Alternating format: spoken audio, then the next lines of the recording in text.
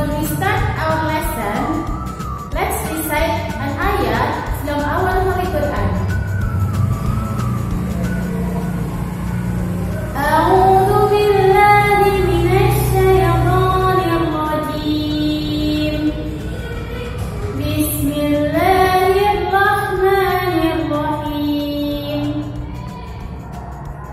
Wa basyiril ladzina amanu wa 'amilus sholihati annahum jannatin tajri min tahtihal anhar.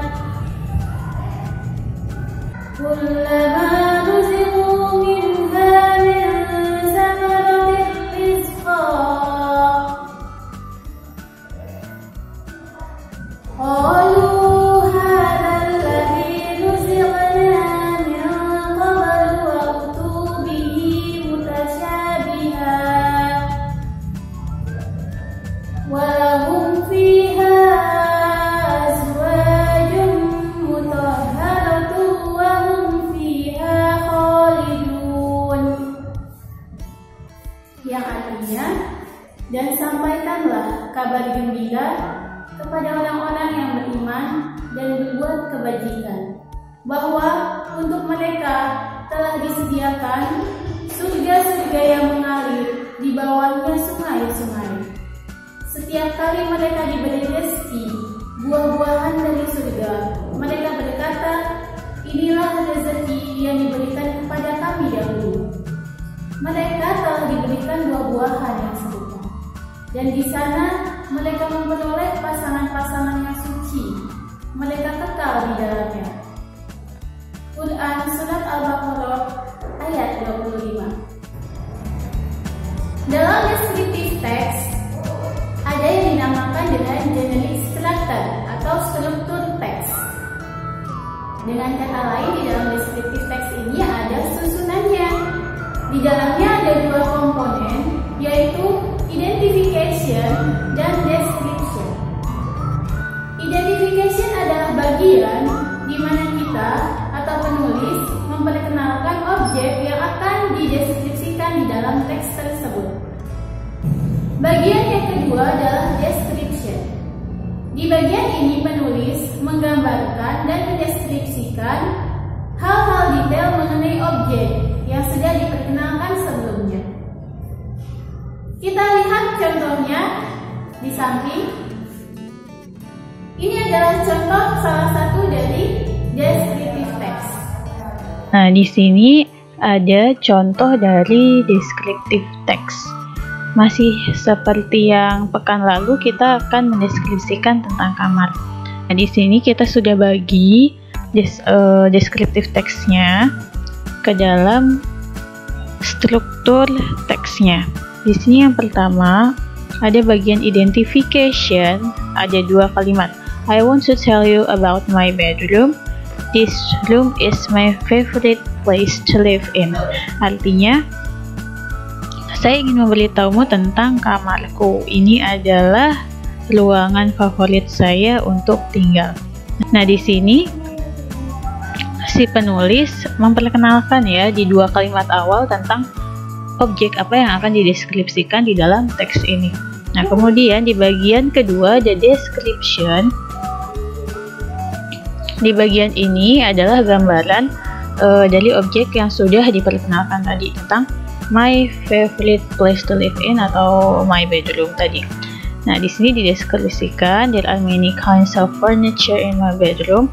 Artinya ada banyak mebel di kamarku. In the corner of my room there is my bed. Di sudut kamarku ada tempat tidurku. Nah, di sini pakai there is karena my bed ada satu.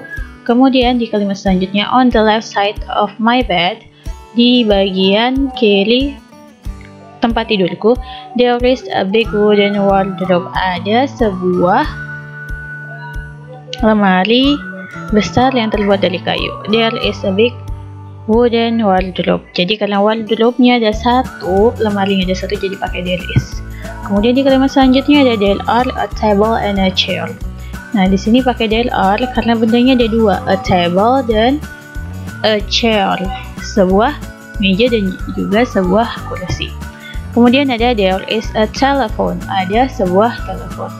Dan beberapa video, and some video CDs in the drawer, dan beberapa kaset video di laci. Kemudian di kalimat selanjutnya ada there is also a clock with its alarm to wake me up. There is also a clock. There is ya, ada sebuah jam with its alarm to wake me up, yang alarmnya berfungsi untuk membangunkanku. Terus di sini those are all my things in my bedroom. Itu semua adalah benda-benda di kamarku. Di sini di kalimat terakhir my room always looks comfortable. Ruanganku atau kamarku selalu terlihat nyaman. Begitu kira-kira ya gambaran dari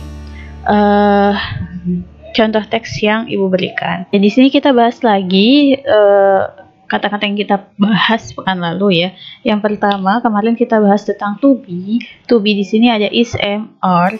Is, am, are ini adalah bentuk to be yang kita pakai dalam bentuk simple present tense, yang artinya ada atau adalah. Kenapa kita pakai simple present tense? Karena yang kita deskripsikan itu adalah benda nih. Karena bendanya itu bersifat tetap dan tidak berubah, maka yang dipakai to be-nya adalah is, am, are. Nah, di sini ada beberapa contoh. Di contoh yang pertama dan kedua ya, pakai my room is. Kenapa pakai is? Karena my room ada satu ya, subjeknya ada satu, maka to be-nya pakai is. Terus yang di contoh ketiga dan keempat pakai am karena subjeknya adalah I. Jadi to be am hanya dipakai jika subjeknya adalah I. Kemudian di sini ada di dua contoh terakhir ada my table and chair are brown, my bed and pillows are white. Nah, di sini ya karena subjeknya atau sebelum to be-nya itu ada dua benda atau lebih ya, ada lebih dari satu benda, maka to be yang dipakai adalah are. Nah, hal berikutnya yang sudah pernah kita bahas di pekan lalu ada there is dan there are. Dua kata ini maknanya sama ya, artinya sama, yaitu ada. Di sini ya maknanya.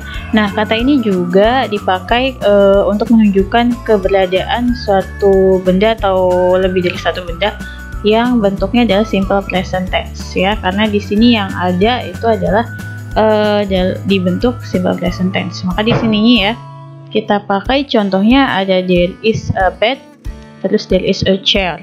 Nah, karena yang ada itu satu benda, there is a bed ada sebuah tempat tidur, tempat tidurnya ada satu, ada sebuah, maka pakai there is, begitu. Kemudian di contoh yang ini ya, yang nomor 3 sampai 5 ada there are, pakainya kenapa pakai there are? Karena di sini there are two cupboards, ada dua lemari. Nah, maka di sini pakainya are, di sini pakai are. Kemudian di sini juga pakai there are karena di sini ada 3 bags, ada 3 tas. Dan di sini juga pakai are, walaupun di sini ya pakainya sebuah, tapi di sini ada there are a book and a pencil, ada sebuah buku dan sebuah pensil. Jadi bendanya ada dua walaupun masing-masing ada satu benda, begitu. Oke, materi yang terakhir yang kita sempat bahas di pekan lalu ada kata seems dan looks. Ini artinya terlihat atau kelihatan. Nah, di sini juga sama bentuk simple present tense ya, ada tambahan S di belakang kata ini ya, seems, ada S di belakang M, kemudian ada looks, ada S di belakang K. Nah, di sini kita pakai contohnya my room looks nice, my bedroom looks nice. Ini artinya sama, kamarku terlihat bagus.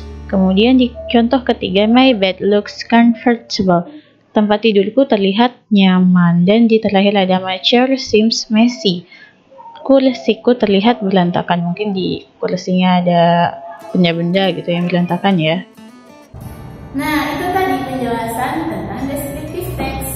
I hope you enjoy this video and you can learn much about descriptive text. See you on the other videos. Assalamualaikum warahmatullahi wabarakatuh.